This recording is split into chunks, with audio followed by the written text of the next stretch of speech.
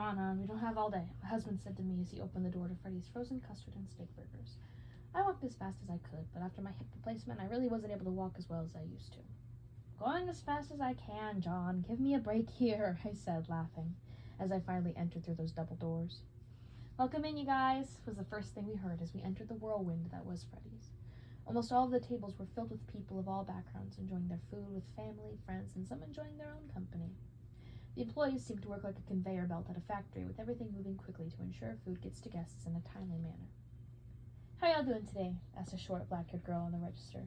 Her smile was wide as she eyed us walking in slowly. I smiled back at her, hoping John would do some talking, but as always, I had to be the one to speak. Figures. Oh, we're okay. Being here is definitely making our day better, I told the cashier, smiling curtly before looking up at the menu. Numbers were being called left and right for people to grab their food, and there were workers whipping through the store as if they were on a vital mission to get some sauces stocked. I get that, she said, laughing. Let me know when you guys are ready. No rush at all. Thank you, I told her, bringing myself and John to a halt in the middle of the floor.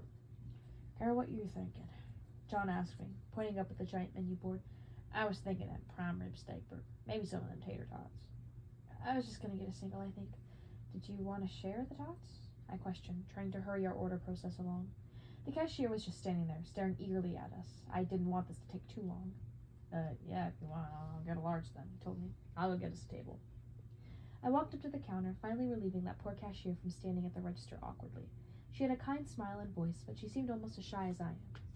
I didn't really want to order alone, but John had already began making himself at home at the table nearest the bathrooms.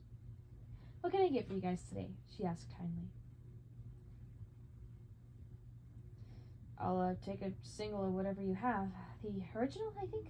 I told her, trying not to be too nervous as I explained what I wanted.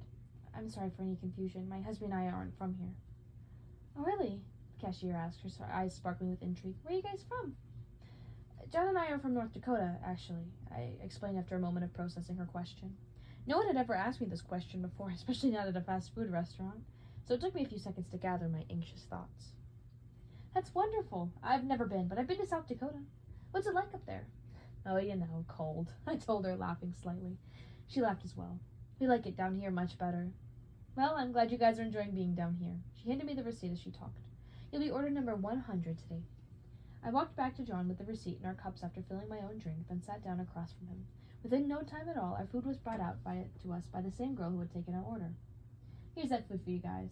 Oh, thank you so much. You didn't have to do that. After the girl left, John and I said our prayer before digging into the delicious food in front of us. Wow, they make such great food in such a short time, almost like the kids at Thanksgiving. John joked, immediately shoving his face with his burger. I laughed. Yes, indeed. But the difference between them and these wonderful cooks is that the cooks here don't burn every single dish.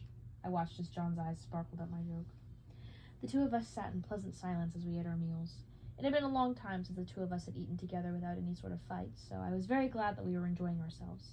After our kids moved out of Arizona to New York, things got hard for us when we realized we wouldn't get to see them much anymore. But things seemed to be picking back up. Love is truly an immovable force. After we finished our meal, the two of us walked to the front doors as we heard the employees shout a harmony of "Have a wonderful night" while we left. Well, that was certainly a well-behaved restaurant, I said to John as we walked back to the car. It really was. I think that leaves us on a high note right before we go back home, John told me as he opened my door to the car. I smiled at him. I missed you being all gentlemanlike. It suits you. John smiled at me and we drove back to our home to pack.